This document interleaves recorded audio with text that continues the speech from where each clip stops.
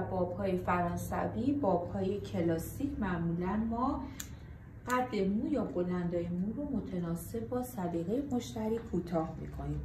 مدل‌های باب ویج جدای از اینکه به روش گرجویشن کوتاه میشه، گرجویشن ها معمولاً زوایای کوتاهی 0 تا 89 درجه هستش. به روش اینکریز یا افزایشی ما عمل میکنیم.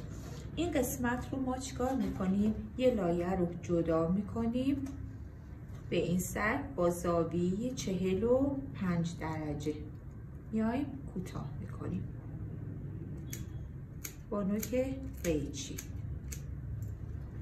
یه مقدار الگو بر میداریم از این ناحیه وسط که چی هستش؟ در راستای اولین مهره گردن ما هست. از کنار یا مجاور اونم یک مقدار بر میداریم به عنوان الگوی کار ما باشه. همون زاویه 45 درجه.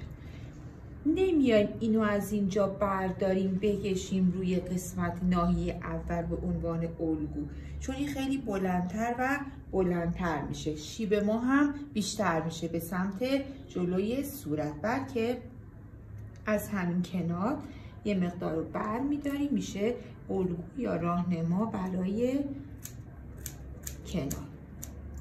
الان از این یک مقدار بر میداریم میشه الگو برای این قسمت کناری.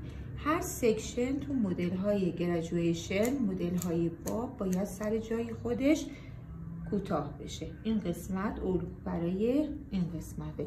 اینطور هستش که با یک آهنگ موزون ما شیب به سمت جلوی صورت رو خواهیم داشت.